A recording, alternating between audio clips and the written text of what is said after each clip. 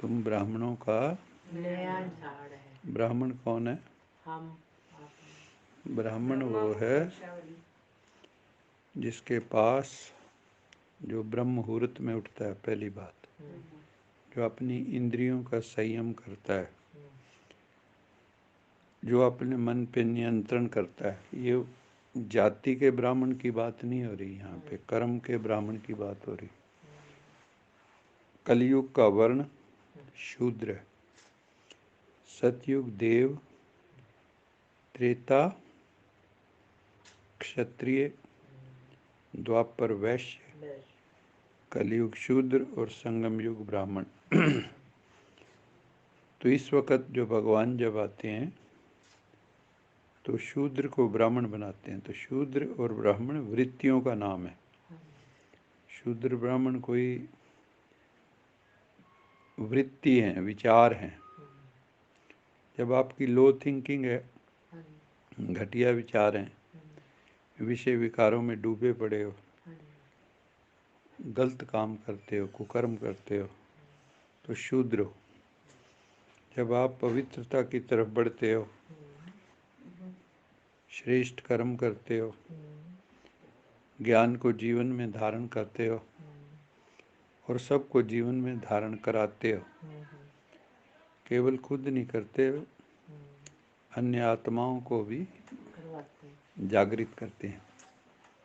पहले खुद का जागरण करते हैं, फिर दूसरी आत्माओं का जागरण करते हैं। सच्चा जागरण क्या है? सच्चा जागरण क्या है? बाबा को याद करना, सच है कि जैसे देवी का जागरण करते हैं, उसका मतलब होता है जो आपके भीतर दिव्यता है। देवी क्या है? पवित्र। देवी क्या है? डिवाइन। हम अपने भीतर दैवी संपदा का, दैवी लक्षणों का जब आवाहन करते हैं तो वो है जागरण। जो हमारा वास्तविक स्वरूप है उसमें जब हम जागृत हो जाते हैं। मैं कौन? सबसे बड़ा प्रश्न कौन सा है?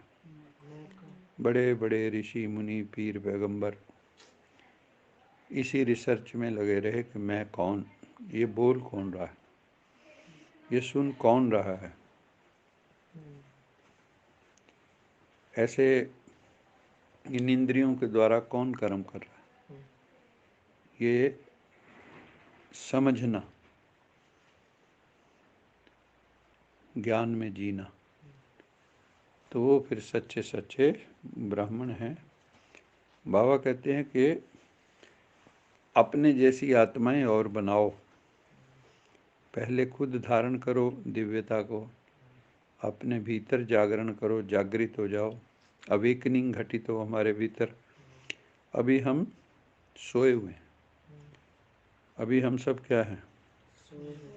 मोह की रात्रि में सोए हुए। मोह निशा सब सोवनहारा, देखें जगत अनेक प्रकारा, देखें स्वपन अनेक प्रकारा।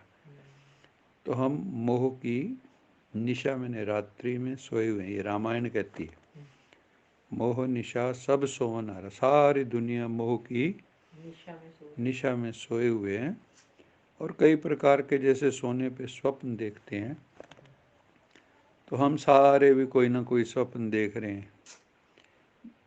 एक होता है रात्रि का स्वप्न, एक होता है हाँ दिन में सपने देखना।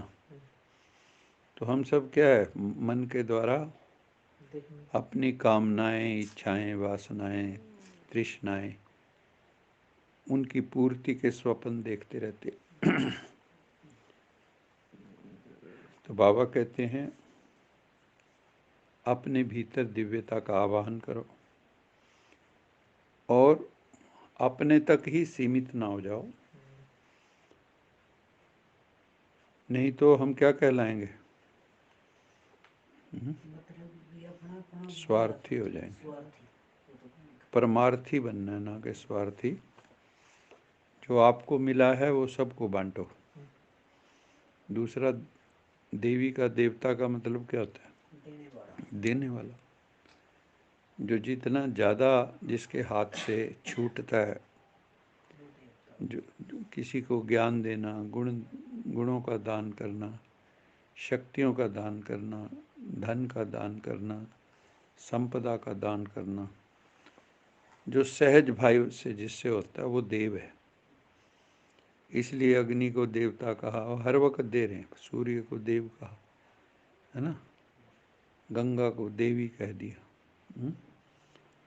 तो जो दे रहा है निरंतर, परमात्मा को दाता कहा। जो निरंतर दे रहा है, हमें भी वैसे होना है, लेकिन देने के लिए पहले खुद को संपन्न करना है। भिखारी भिखारी को नहीं दे सकता।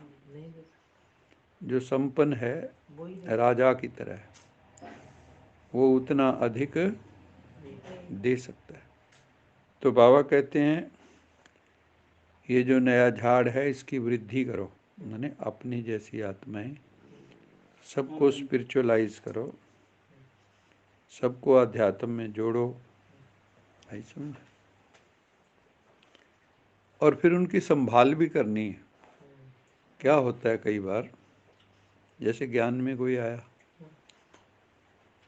तो नए नए जो होते हैं, कई बार उनको नशा तो बहुत चढ़ता है। ज्ञान का शुरू का नशा बहुत होता है ना। जो नया मुल्ला है ना, नमाज बहुत पढ़ता है। तो बाबा कहते हैं फिर उनकी संभाल भी करनी है, क्योंकि नए झाड़ को चिड़ियाँ खा जाती। जब नया बीज बोते हैं, छोटे छोटे निकलते हैं ना, तो कई बार पनीरी, हाँ, तो उनकी फिर जो है, जो ज्ञान में निकले, उनकी रक्षा भी करनी है, उनको संभालना भी है, और उनको पहले ही जागृत कर देना कि ये परिस्थितियाँ आएंगी। शुरू में नहीं तो कई हमने देखे, बहुत नशा चढ़ता है, बहुत नशा चढ़ता है, और कुछ दिनों बाद बाबा क्या बोलते हैं, सुनंती कथंती भागंती। सुनते हैं, दूसरों को भी सुनाते हैं, और फिर आप भाग जाते हैं, भागंती हो जाती। और निकलता भी कोटों में कोई है, करोड़ों में कोई बिरला ज्ञान की तरफ उसकी चेतना जाती है। ज्ञान में कौन आते हैं? वो कौन है? देवता कौन है? लक्षण बताओ ना, कौन आएगा ज्ञान में? वो सत्य के मार्ग पे चलने वाले हों, जिसको सत्य पसंद हो, जिसको शांति पवित्रता पसंद हो, जिसको पवित्रता पसंद हो, सुख पसंद हो, आनंद पसंद हो, पवित्रता। पहले उसको पवित्रता, जो दुनिया में मिसफिट हो, दुनिया में बिल्कुल इस दुनिया में वो फिट नहीं होंगे, क्योंकि यहाँ तो झूठ प्रेम ठगी है, और वो ये सब कर नहीं सकते, तो इस दुनिया में वो फिट नहीं होते जो भगवान के बनते हैं। लेकिन जब भगवान के बन जाते हैं, स्पिरिचुअलिटी आ जाती है, ज्ञान आ जाता है, तो इस दुनिया में कैसे जीना है वो सीख जाते हैं, लेकिन फिर भी योग युक्त होकर, दुनिया की तरह नहीं।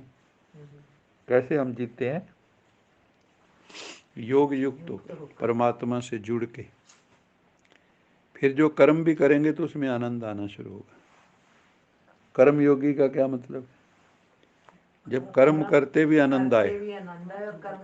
हाँ, योग कर्मसु कौशलम, याद में रहे। योग कर्म की कुशलता का नाम भी है, और कर्म की कुशलता तभी आएगी जब उस सुप्रीम चेतना से जुड़ेंगे, परमात्मा से। तो इसलिए बाबा कहते हैं कि उनकी संभाल भी करनी है, क्योंकि नहीं तो झाड़ को चिड़िया खा जाती, नए झाड़ को। मैंने माया रूपी चिड़िया। चिड़िया क्या चीज़ है? माया, ऐसा नहीं। तरह के जो ले देगी। हाँ, उसमें फिर आपके जो विकार हैं भीतर दब गए, जो थोड़ी देर के लिए, वो फिर जागृत हो जाएंगे, और फिर धीरे धीरे आपको कई बार लगेगा हमारे बस का नहीं, क्योंकि अध्यात्म की यात्रा सबके बस की थोड़ी है, ये शूरवीरों का काम है। पर जितना जो योग करेगा ना उसको उतना ही ज्यादा ये चीजों से ओवर पावर करता है, उससे ही ये उपलब्धि है पवित्रता, तो मुझे लगता है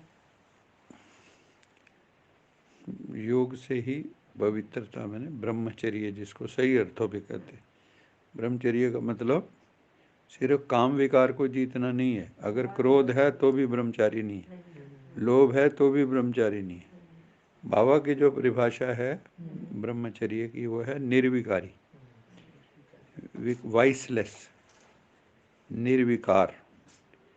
और हम सब के भीतर खूब विकार भरे हैं जन्म जन्मांतर के, वो समाप्त नहीं होते।